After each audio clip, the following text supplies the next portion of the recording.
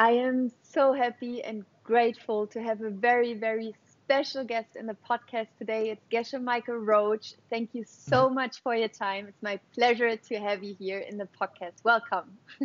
Yeah, thank you for having me. I've heard a lot about your show and your podcast, and it's amazing. And it's a big honor for me to talk with you today. Yeah. Thank you so much. So the question I very often start the interview with is, what are you most grateful for today? In our tradition, Buddhist tradition, Tibetan Buddhist tradition, we're very grateful for our teachers. And I'm especially grateful for my whole life. I've had very great teachers. And I think that's the thing I'm most grateful for. Yeah. Do you have one teacher in particular that you would say that you learned something from, that gives you something for today? Especially, just give me 1 second because the baby phone is on and I hear my son. Just 1 okay. second. 1 That's second. good. Sorry. That's also a teacher.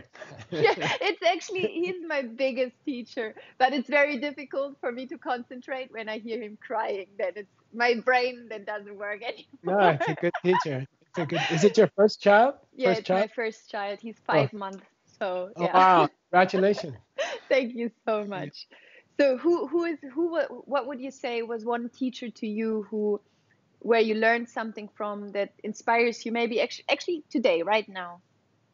I have two main teachers. One was a Tibetan Lama, and I lived with him for over 25 years. Wow. And he was in a debating contest just before he left Tibet, and he beat 15,000 other monks. He was the number one in Tibet, I would say, that year. And so he was a very great teacher and a very compassionate man, and he pushed me very, very hard. Then I had another teacher who's my high school girlfriend, and we met each other when we were 16 or 17, and we used to go to a church garden, and I learned amazing things from her in the garden. I even wrote a book about it, and we still have this relationship. It's been 50 years. Wow. This year, and wow. She's coming over today just after this talk, and she's always taught me a lot. So sometimes I think they're the same person in a different body. Yeah, that's beautiful. And if you could, if you would have to reduce what you learned from her, maybe in one sentence, what would it be? Honestly, she took me away from this worldly pursuit of position or fame, and forced me to pay attention to taking care of people. And she still does that every day. And I think that's really been her function. I remember one day when I was 17, I got a telegram from the President of the United States. And it said, "You've been selected to come to the White House and talk to me," And then, I remember she was so unimpressed. And she didn't care about it at all. And she was like, "Yeah, but are you going to take care of your mom?" And she still does that. Yeah, her name's Veronica. Yeah. It's beautiful. And I think it's so important to stay down to earth, whatever happens in the outside. Yeah, that's so nice. And when you said your first teacher was a Tibetan monk, and for everyone who's listening right now and who's like, okay, how did it happen that your first teacher was a Tibetan monk you worked with over 25 years, you said? Can you bring us to the moment where you first met and who you were by then? Like, what was your life back then when you first met him? So I was a really good student. I was from a poor family in Western United States, a small city, and I got accepted to Princeton University. And then while I was there, my mom got cancer. And we were very, very close. And one of the students in the class was from India in one of my classes. And he convinced me that I wouldn't learn at Princeton University what I needed to know to help my mom. And he said, you should go to India right now. And so I just left. I just went. And I was wandering around looking for a teacher. And I finally met the Dalai Lama. And I brought my mom there. She was dying.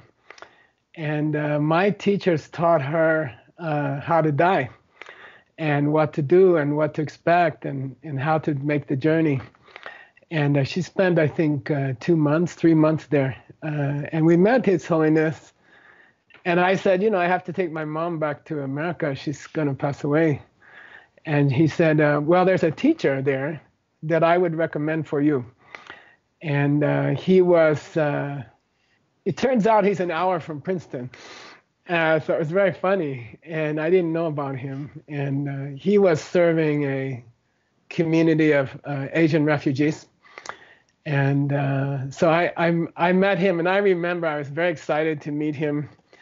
And I was, nervous. And I went to his house. And the first meeting, I remember he was sitting on the bed. And I was sitting on the floor. And I said, I'd like you to be my teacher. And I gave him my bank book. And I said, I give you everything. And he took the bank book and he threw it at me. And he said, I don't need your money, but if you work hard, I'll teach you, So he was really tough. Yeah. And when you said he was very tough, in which way did he teach you? Like what was the thing that was so tough about it? I was used to being the best student in the class and all this stuff, and I still try to impress people. It's something I like to do. It's probably my main thing, and then he would be totally unimpressed by anything I did. So it didn't matter if I memorized many pages or if I debated in his language or if I translated hundreds of pages, and he was never satisfied. He would never praise me. And I became a Geshe. This is the first one in our monastery in 600 years from another country. And he still didn't praise me. And I think it was really good for me that I had a teacher like that. And he just kept pushing me and demanding that I be a better person. But it was hard. It wasn't easy. The traditional teachers. He was probably the last generation from Tibet. And he was very, very traditional and I remember he was accepted to learn English at a university in Washington, D.C. And we went together and we went down and I drove him to class. And the first night he came home and we were staying in some Buddhist temple there from Sri Lanka. And he handed me all his homeworks and he said, okay, you do the homework. And I said, no, in America, the student has to do the homework. And he looked at me like I was crazy. And he said, I'm your teacher. I'm your teacher, And he had been in a car accident. And his voice box was damaged. So he sounded just like Star Wars. I'm your teacher. I tell you to do my homework, you have to do my homework, And that was like our first fight. And but he was very tough, but he was his love was immense. His love for me was immense. So I think you're gonna be a mom, right? Yeah. And I think you'll find out that. I think what I found out from him was that to really take care of someone, sometimes you have to be tough on them. And so I think he got more out of me by being tough than praising me. Yeah. Yeah, it's interesting. Love has very many different ways of expressing itself. Yes, and it's really, because the question I had while you were telling it was like, what did you think was his biggest wish for you when you say that he was so tough on you? He did something to me, I was with him for, I don't know, about 10 years. And then one day he said, you start a business. And I said, no. I had money from my grandmother died and left me some money. and he said, you start a business. And I said, well, I don't need money. And he said, no, I don't want you to sit in the monastery your whole life. I want you to see real people. And, and then he forced me to start a business in New York. And I didn't want to go to New York, and I didn't want to start a business, and I don't like business. And he said, start a business. And I said, well, what business? And he said, diamond business. And then I'm like, diamond is the most, corrupt, blood diamond, these are all terrible people. I don't want to start a diamond business. He said, I'm your teacher. And so we started a little business with 3 people, and we had 3 diamonds. And then later we became the largest diamond jewelry company in the world. And we were doing 300,000 diamonds a day. And he forced me to, he took an ancient scripture called Diamond Cutter Sutra, and he said, you use this book for your business plan. And you see if you can make a business from this book. And so it was a big challenge for me. And that, looking back, after he died, I realized he really loved me. He wanted me to learn to use Buddhism in the real world, and not just in a monastery. And yeah. That's amazing. Okay, let's go back to the day when he told you you should start a diamond business. And yeah. I just imagine you've been living in a monastery. Yes, yeah. Probably you live there. And now is the day you go out of the monastery.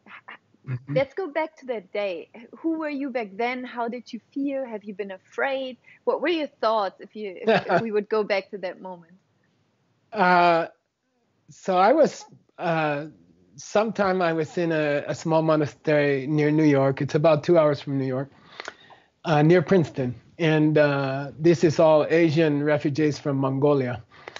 And they are Tibetan Buddhists, so they had some temples there, and I was studying with him. And then I would go, I was doing my Geshe studies in India, which is where our monastery is one of the 3 main monasteries of Tibet. It has right now it's about 3,000 monks.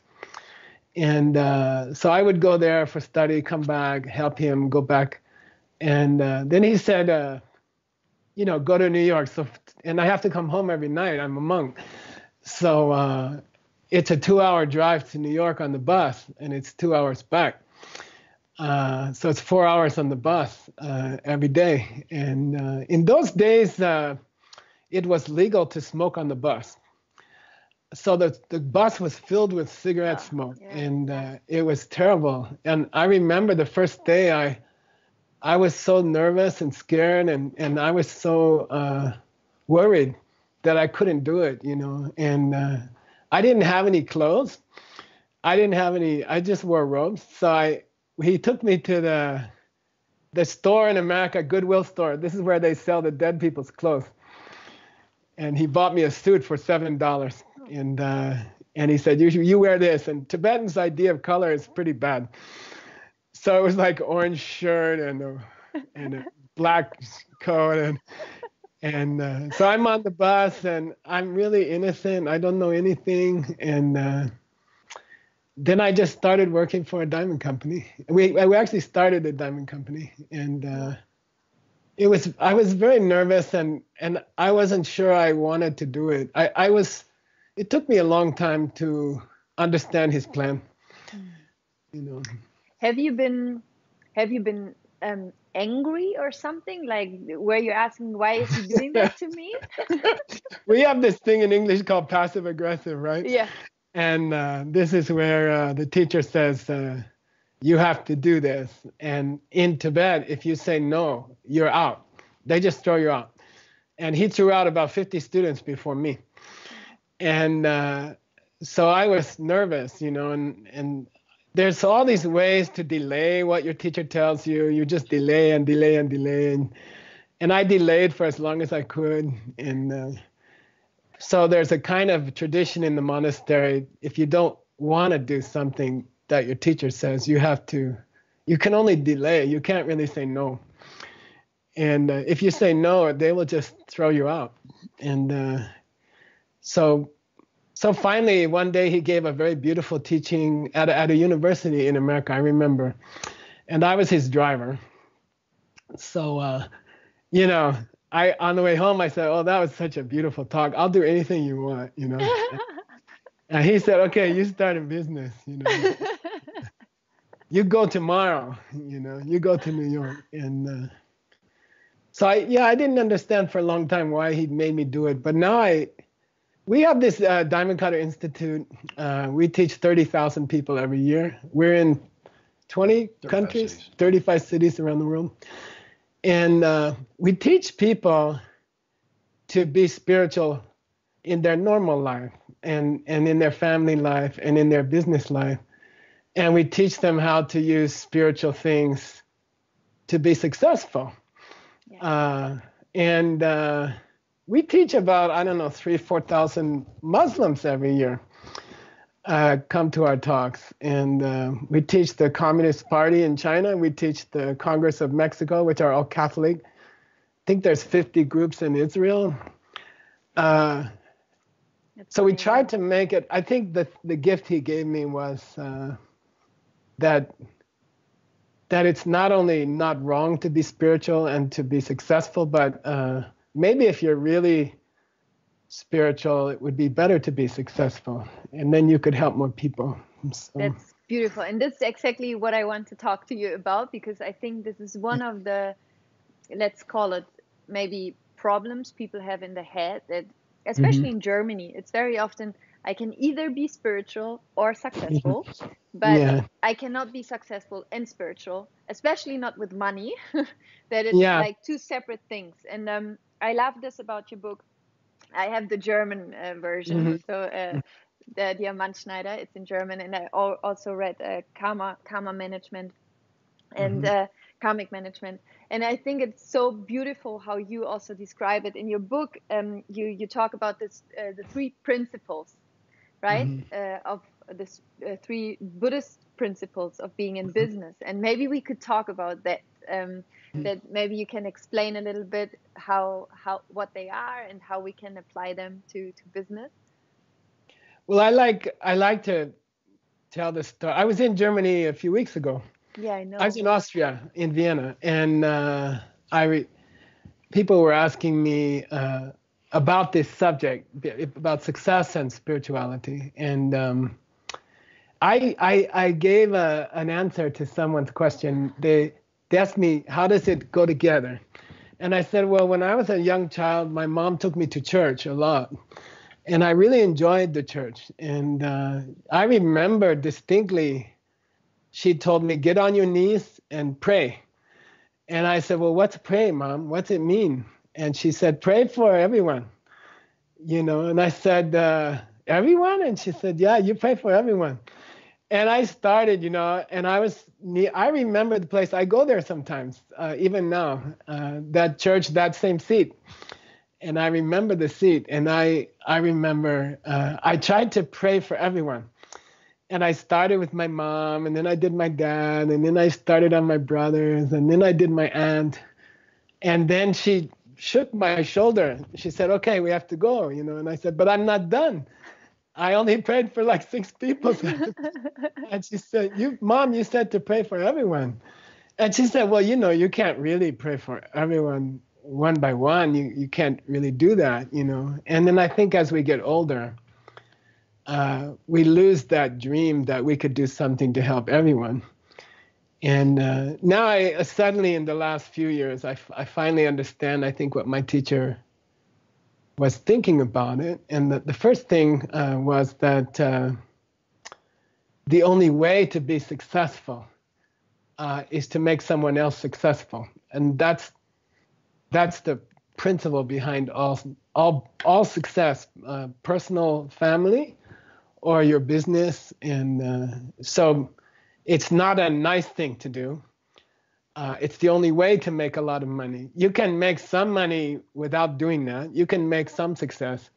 But if you want to make the largest diamond company in the world, or we have a project for 31 years. We are training refugees to type the ancient books of Buddhism. There's 300,000 books we have to finish.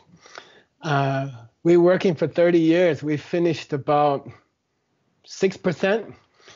And it took about, I don't know, $10 million. And if you don't have money, you can't do that. You can't do things like this college that I'm sitting in right now. It costs $3 million. And we train people from all over the world. But it takes money to do that. But also,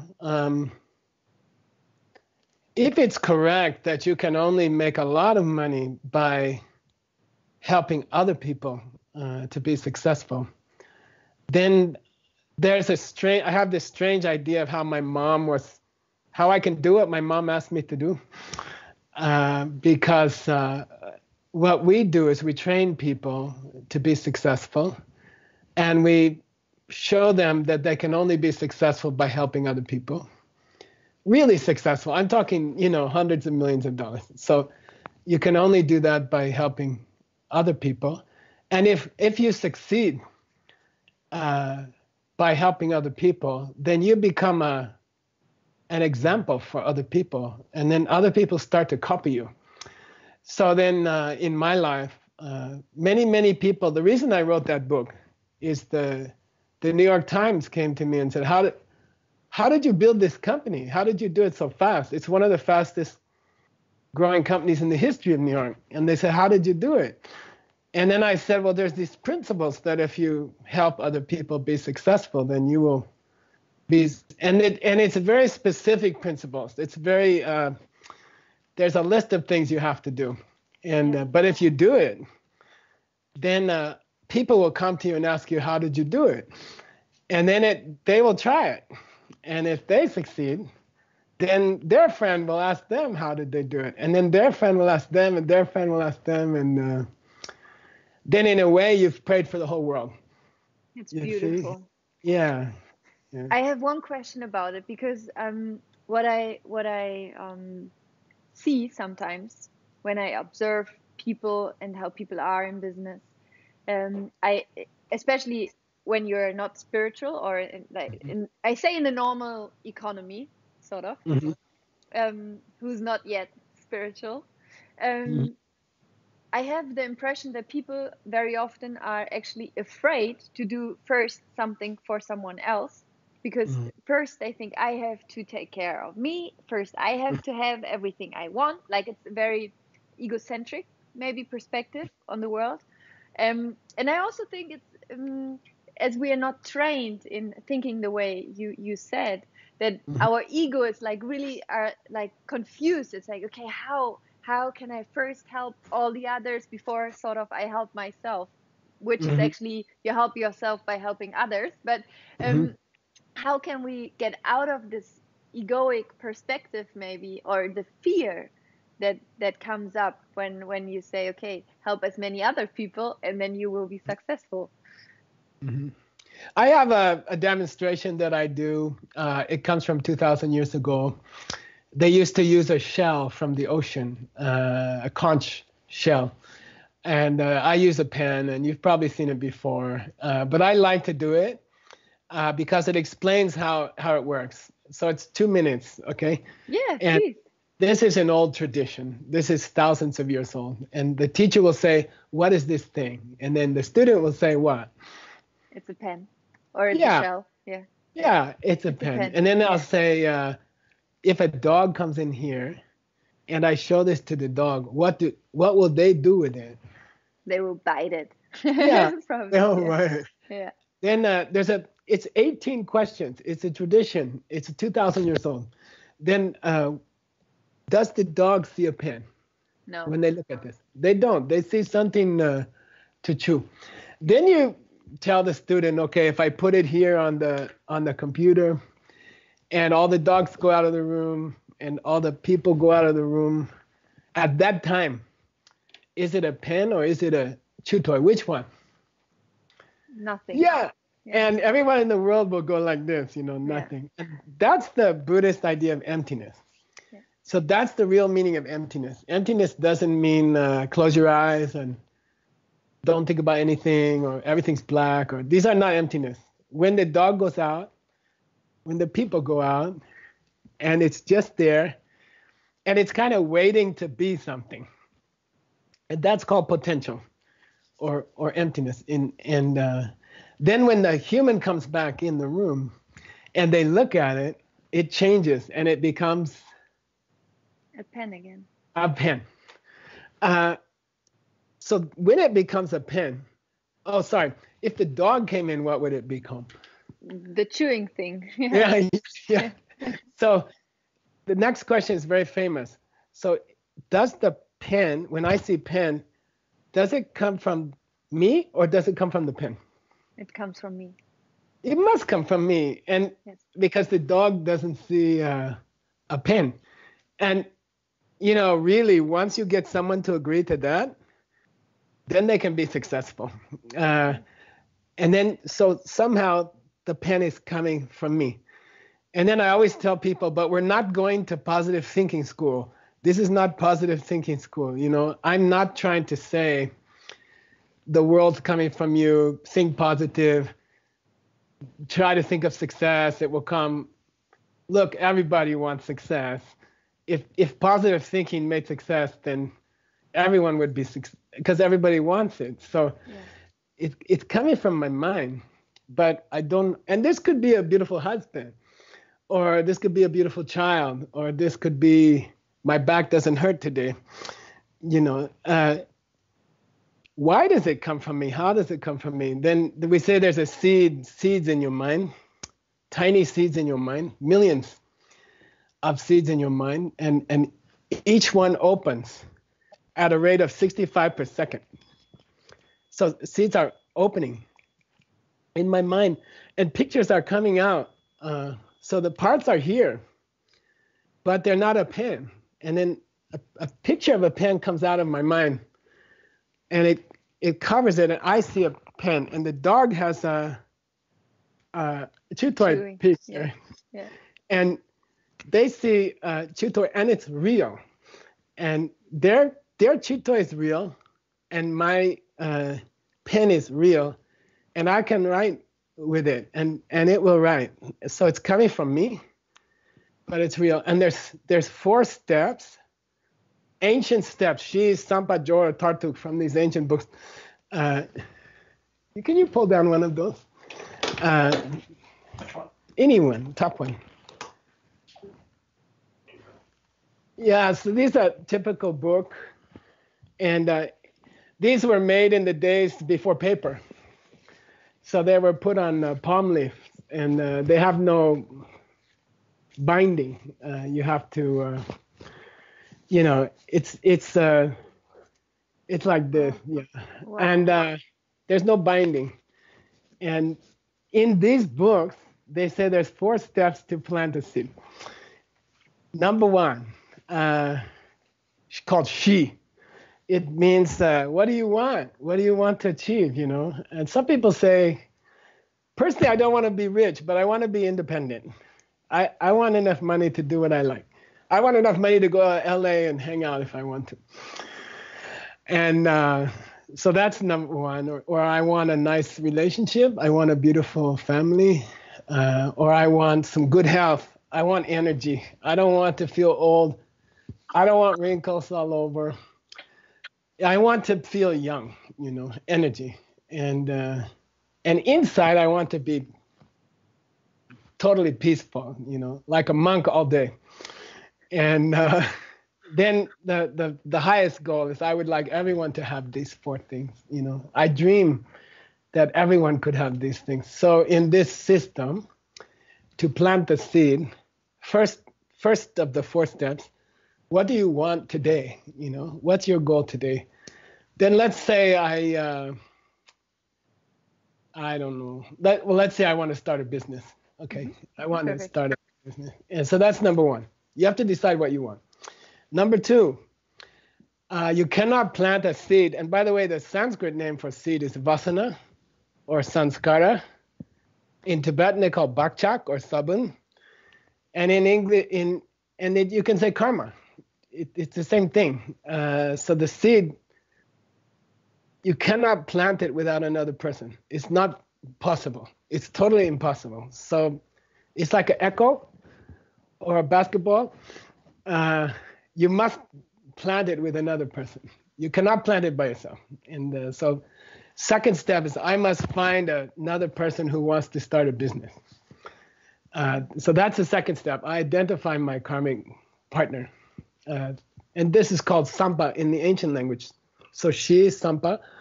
And then Jorwa means I have to do something for 1 hour every week to help them start their business for free.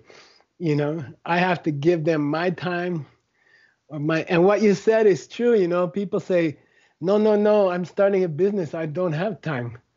But that's what a gift is. A gift is something that's valuable to you, that you don't have time. So the most precious thing you can give when you're starting a business is an hour of your time every week. And so you give them an hour every week. And let's say I help this person do their podcast. I help them set up the computer link and I teach them how to do the Skype. And, I do all this stuff to help them to start their own podcasts. Every time I talk to them, every word I say to them, they hear it, like here's how you turn on Skype. But I also hear my own words. They come this way into my own ear. And the ancient books say it makes an impression on your mind. The sound of your own talking in the 1 hour that you are helping this other person, it makes impressions on your mind. And then that becomes a karmic seed within 2 hours.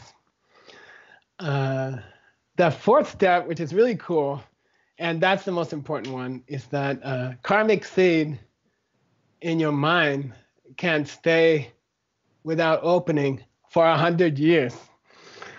You see?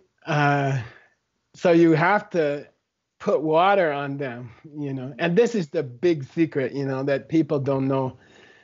And I think if people who listen to your podcast, this is the most important thing, is we all do good things. We all help other people. We don't make $200 million company. It's because we don't know the fourth step, which is called tatuk. And it means be happy about what you did this afternoon. So when you go to bed, this my Lama taught me over and over. And when you go to sleep, as you put your head on the pillow, it's human nature to think about all your problems because we're tired, which is why we're going to sleep. And in this system, you have to think about all the good things you did today. So it's a meditation. Meditation means fighting with your mind. Your mind wants to think about your problems. And at night they get big. And so meditation means to fight against your mind and say, no, we're going to think about this person we helped today to start their business, and we're going to make a plan for tomorrow about how to help them more. And we're going to be happy about ourselves in a good way, in a healthy way, not a... Pride says, I'm the best other person helper in Berlin. There's nobody in Berlin like me who can help other people. That's pride. That's not good. But to say, today I helped someone for free to start their business, and I'm happy.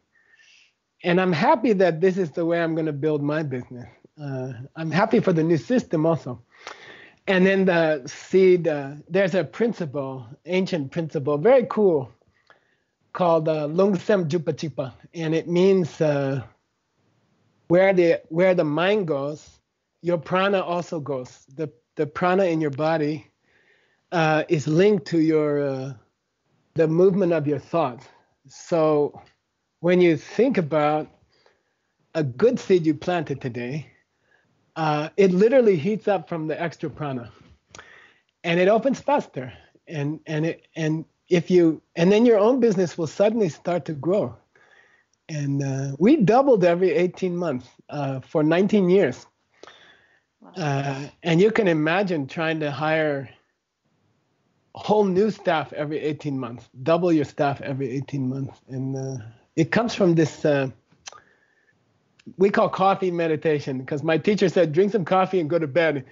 And I'm like, Lama, it's not going to work. It's going to keep me up. He said, no, it'll make your mind clear for a few minutes.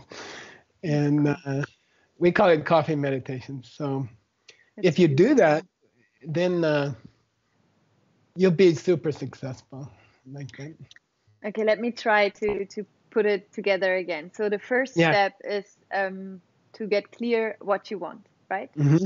To get really clear on what you want. Today. What you want today. What you want today. Because it might change tomorrow. Yeah. Okay, so get clear on what you want today. We had the example, I want to build a business. Then you said, find someone you can do it with, like your karmic business partner. Yeah. Then do 1 hour something for this person today. Yeah.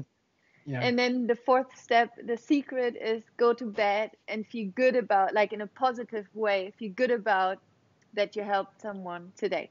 Is that correct? Perfect. Okay, Perfect. Cool. Yeah. Yes. Someone asked me a question. They said, well, what if this person wants to start the same business as I do?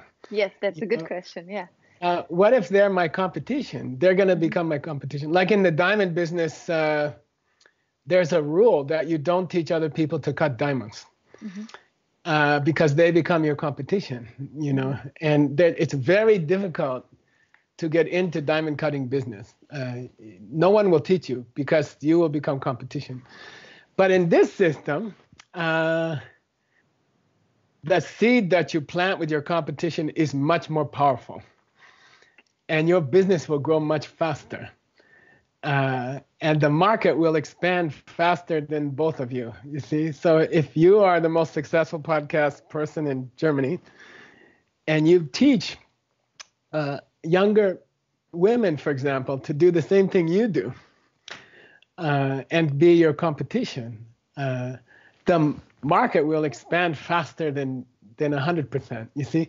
And you'll both become successful. And because the market is coming from you. And it's very beautiful. So we just wrote a book in China with a very famous Chinese businessman. We both wrote a book called The Death of Global Competition. And the idea is I had a chance to speak to some leaders in America at a big conference. There were 1,200 of them. And China had requested to buy an American oil company.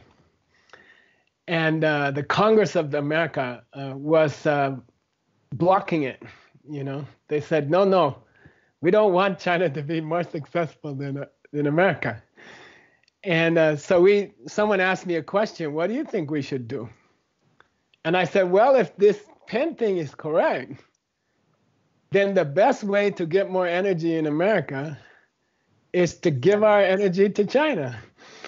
Yeah. Let them buy the oil company, And but I taught them the pen for 2 hours first, and eventually they allowed the sale. Wow. Now I'll ask you a cool question. What's the largest oil producer in the world right now? BP or something? I don't know. Is it Saudi Arabia? Is it Iran? Sorry. Is it Venezuela? It's the United States. Okay, I didn't know. Okay. Yeah. They found new ways, new technology, and you can say it's maybe a result of this vote. I don't know. I like to think so. Yeah, it's beautiful. But I think it's so interesting. I mean, I 100% believe in what you say because I live it and I have proof from my life that it actually works to 1,000%. But especially with the competition, I mean, I have the impression that we are very often guided by fear instead of our inner guidance system, which is, I think, actually based on love and based on harmony. And I think this is where we come from. But very often then we get we learn to be in fear. So what would you say, how can we get out of this fear of helping someone else, the fear of losing? I mean, the fear is actually I help you and I lose, sort of, Yeah, right? yeah, This is the fear. yeah. So what would you say, how can we get out of that? I encourage people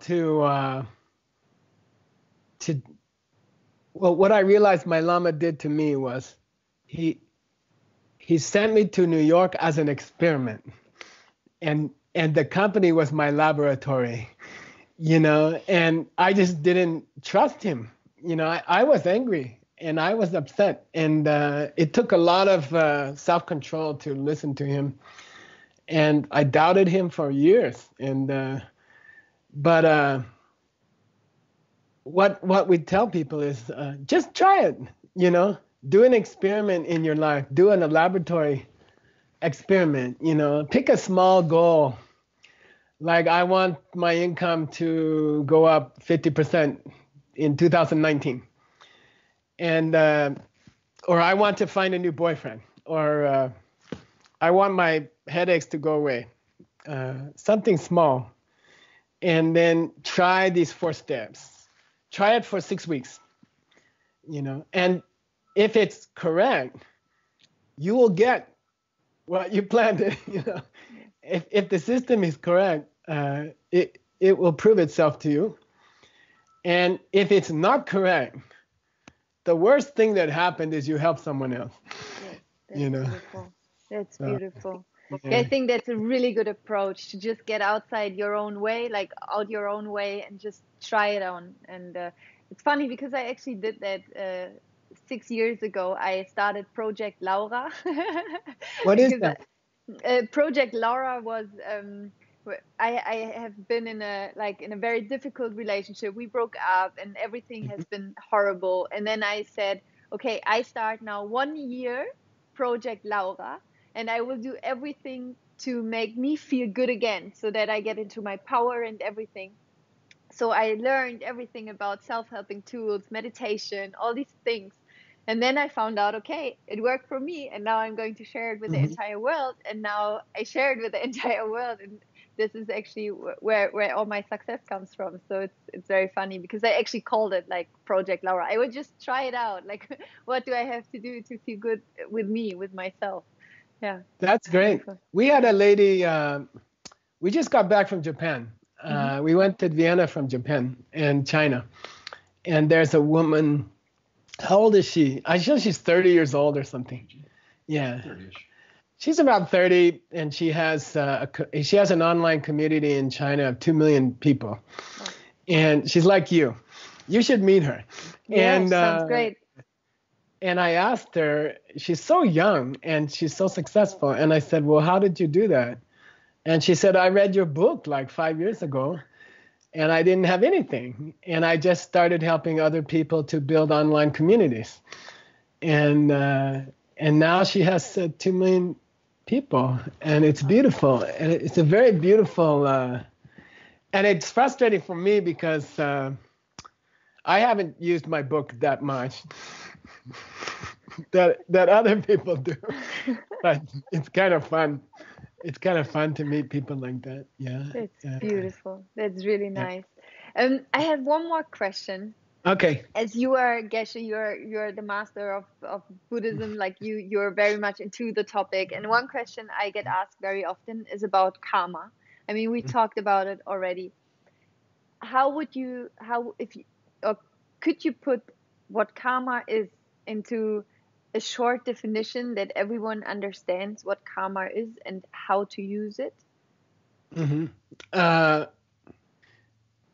When we teach around the world, in many countries, like we were in Dubai, we gave a program for, actually it was a Diamond Producers Congress in the world. And one of the sheikhs was there. And we could not use the word karma. And there's countries where we cannot use spiritual language, and we have to be very careful not to use it. So the word is on my mouth, and I'm trying to say another word, and like, then I thought, karma. Yeah, and I realized it's seeds. It's a seed in your mind. when you help someone else or when you hurt someone else, you hear yourself or you see your own body move, and that movement is recorded in your mind. It makes an impression in your mind, and then that becomes a seed in your mind, and that seed's name is karma. Okay, beautiful. So the text says, "Lele jikte natsoke deni sambantandeche sambayikile no deche ludangakile." Very, very famous. This is 2,000 years ago. Lele jikte natsoke. All the worlds of this universe have been created by karma. Lele jikte natsoke deni samba. Raw karma is anytime you think of anything. Raw karma is thinking, like I would like to help this person. It's raw karma, more powerful. Sambayikileno, deche ludangakile means then that triggers you to say something or to do something. And then when you hear yourself think, or you see yourself move, or you hear your words to help another person, they make the impression on your mind, and that's karma. That becomes karma. But there's two kinds of karma, and one is called a watermelon seed on the day you planted it, and nothing's happening. And then one is called watermelon seed on the day that the sprout comes up, and between those two is the water or the sunlight, and that is being happy about yourself for helping other people. And without that water, the seed can stay there for a long time and it will never. That's why some good people don't become successful. They don't have this appreciation of themselves, healthy appreciation. So that becomes like the best spiritual practice. Then in my mom's prayer question, how am I going to help the whole world? Well, if I try to use this pen thing and I try to help someone else to get what I want, and if it works, then I become a teacher automatically.